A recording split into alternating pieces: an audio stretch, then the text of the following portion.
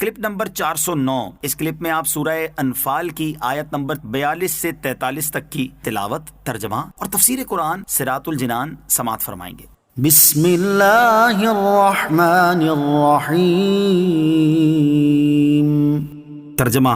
اللہ کے نام سے شروع جو نہایت مہربان رحمت والا ہے۔ اذ انتم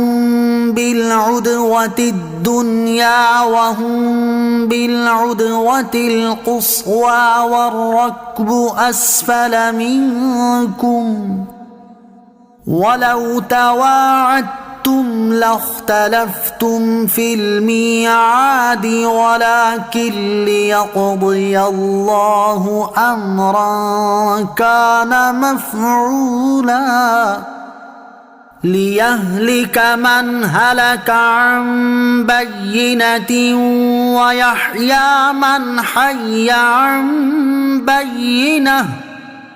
وَإِنَّ اللَّهَ لَسَمِيعٌ عَلِيمٌ۔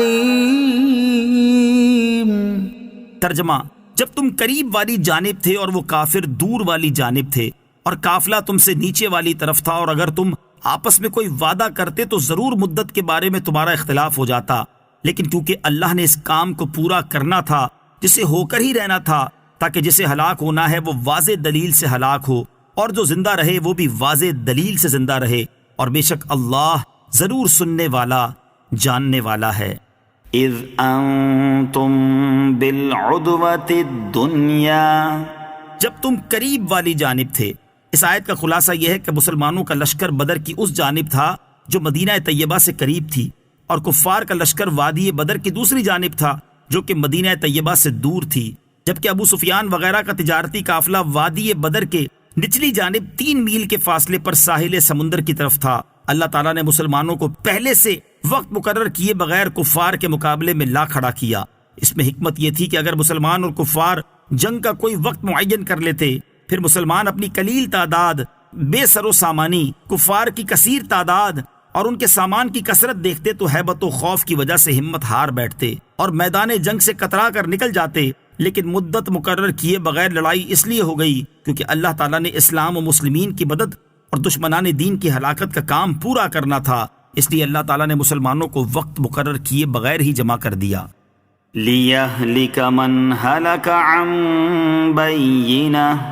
تاکہ جسے ہلاک ہونا ہے وہ واضح دلیل سے ہلاک ہو۔ غزوہ بدر کی ابتدا میں مسلمانوں کے لشکر کی حالت یہ تھی کہ مجاہدین اسباب کی کمی اور تیاری نہ ہونے کی وجہ سے خوف اور گھبراہٹ میں مبتلا تھے۔ ان کی جائے قیام پانی سے دور تھی، زمین ریتیلی ہونے کی وجہ سے اس میں پیر دھس جاتے تھے، جبکہ لشکر کفار کا حال یہ تھا کہ ان کی تعداد بہت زیادہ تھی، کھانے پینے کا سامان اور ہتھیار ان کے پاس وافر مقدار میں موجود تھے، اور وہ پانی کے قریب ٹھہرے ہوئے تھے۔ ان کی زمین ریتیلی نہ ہونے کی وجہ سے ان کے لیے چلنا آسان تھا۔ مزید یہ کہ ان کے پیچھے ابو سفیان کا قافلہ تھا جس سے بوقت ضرورت انہیں مدد حاصل ہونے کی امید تھی۔ یوں بظاہر حالات کافروں کے موافق تھے اور مسلمانوں کے مخالف تھے۔ جب دونوں لشکروں کی آپس میں جنگ ہوئی تو اس وقت اللہ تعالیٰ نے نقشہ ہی بدل دیا۔ اللہ تعالیٰ کے فضل سے مسلمانوں کو بہت بڑی فتح نصیب ہوئی اور کفار بدترین شکست سے دوچار ہوئے۔ مسلمانوں کی فتح اور کفار کی شکست تاجدار انبیاء صلی اللہ تعالیٰ علیہ وسلم کا عظیم معجزہ اور نبوت کے دعوے کی صداقت پر مضبوط دلیل ہے،